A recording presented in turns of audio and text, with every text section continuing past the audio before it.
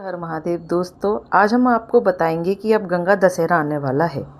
गंगा दशहरा 16 या 17 जून कब है, इसकी सही तारीख, स्नान का महत्व और कथा आइए जानते हैं।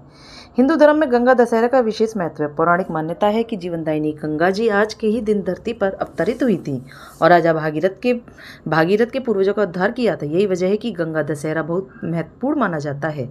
इस साल गंगा दशहरा 16 जून 2024 को है। इस दिन दशमी तिथि सुबह 2:32 पर शुरू होकर 17 जून को सुबह 4:43 तक रहेगी। गंगा दशहरा पर हस्त नक्षत्र सुबह 11:13 तक रहेंगे। इस दिन गंगा स्नान के लिए सुबह 7:08 से सुबह 10:37 तक शुभ मुहूर्त है।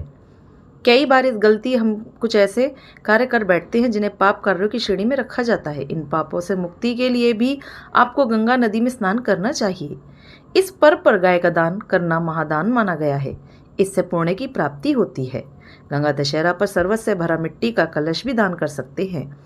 इससे इंसान को सभी पापों से मुक्ति मिलती है और मृत्यु के बाद मोक्ष की प्राप्ति होती है। तो आइए जानते हैं हम गंगा दशहरा की कहानी या कथा। एक बार महाराज सगर ने व्यापक यज्ञ किया। उस यज्ञ की रक्षा का भार उनके पौत्र अंशुमान ने संभाला।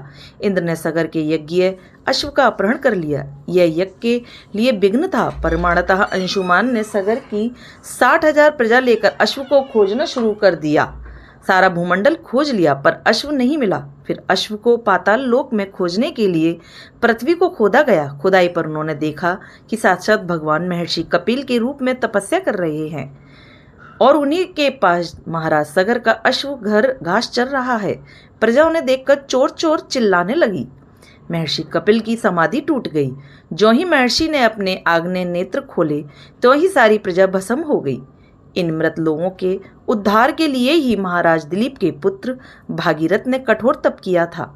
भागीरथ के तप से प्रसन्न होकर ब्रह्मा ने उनसे वर मांगने को कहा तो भागीरथ ने गंगा की मांग की।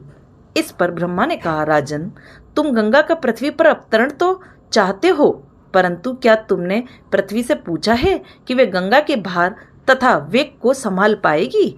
मेरा विचार है कि गंगा के वेग को संभालने की शक्ति केवल भगवान शंकर में है।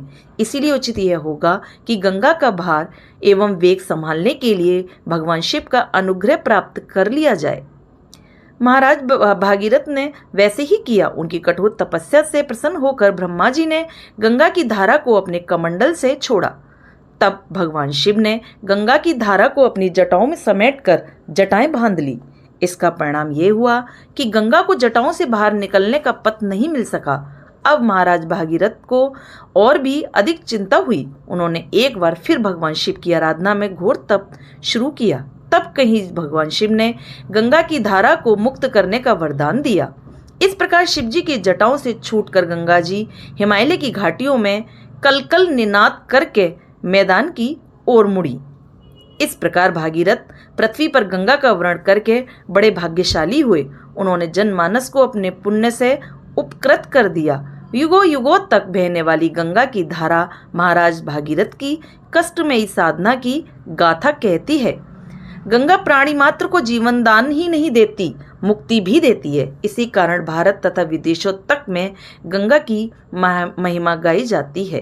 तो दोस्तों, आइए हम सब मिलकर बोलते हैं गंगा माता की जय।